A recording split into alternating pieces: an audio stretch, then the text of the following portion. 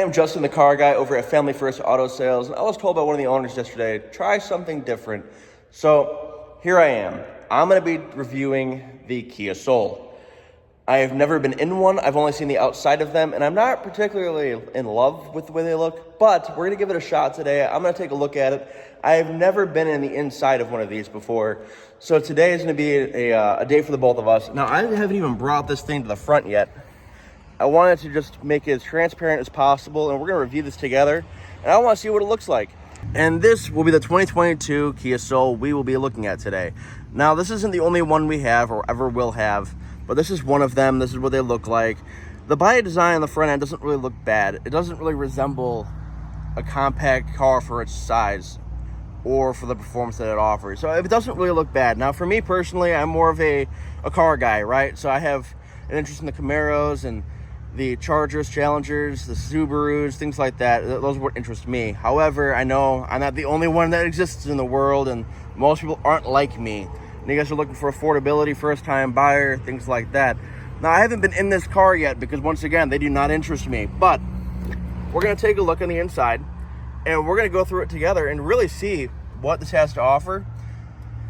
Now, first stepping in, I noticed this big screen.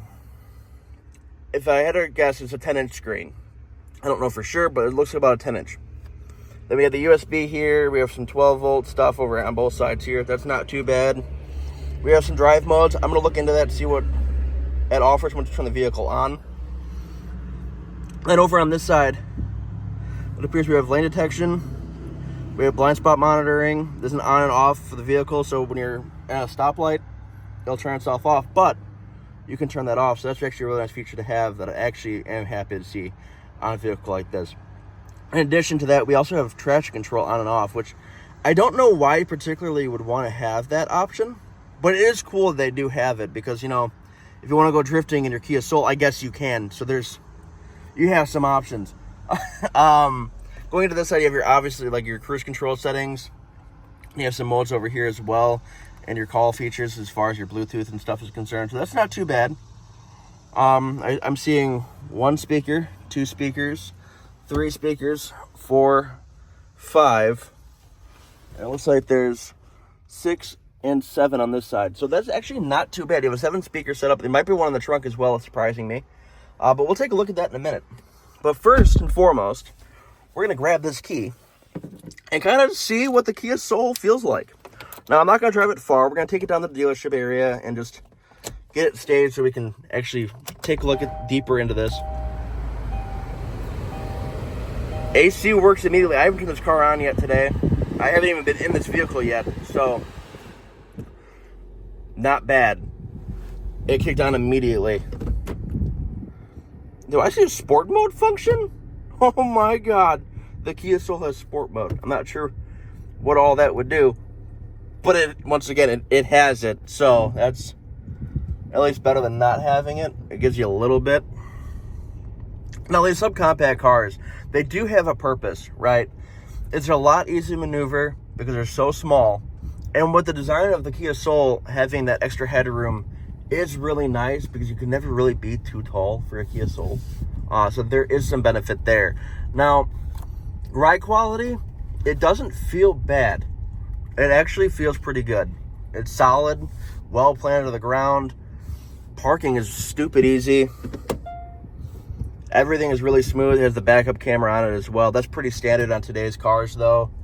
The cars of this year are going to primarily have this. So, I mean, it's not really a huge achievement there for Kia, but it is nice that they have it as an option now. Well, not as an option, as a standard feature that you can have on all of them.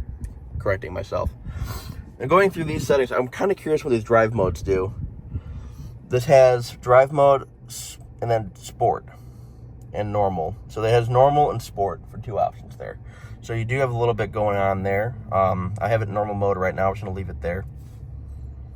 I had to make a quick cut in the video because one of our lenders just dropped off a car, and as they were leaving, they hit the Kia Soul I just parked. So there's that. I'll show you guys the damage. I'll roll through right now, give you all guys all that information there.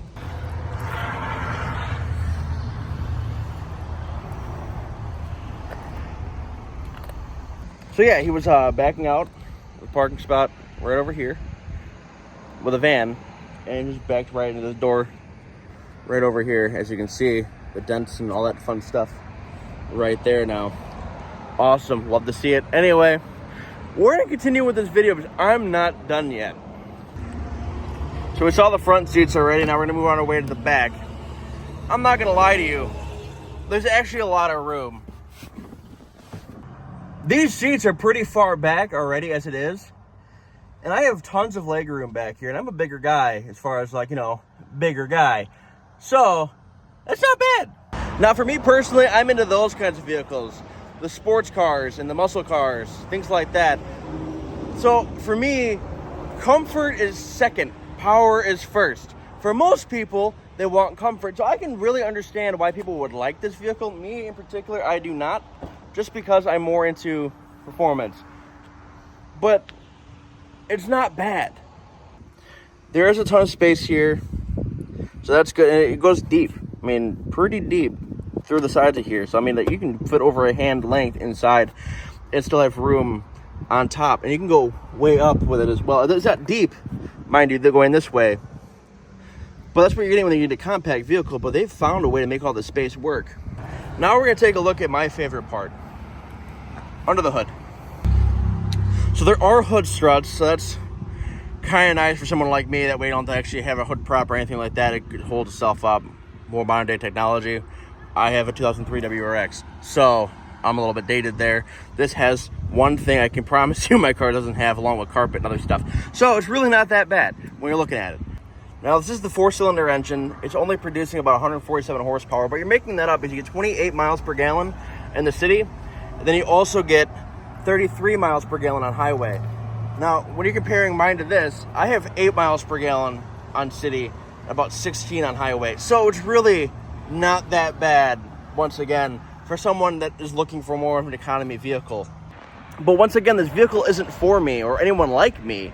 This is for someone that wants a compact economy vehicle that is going to last them a while. And this is exactly what this vehicle is behind me.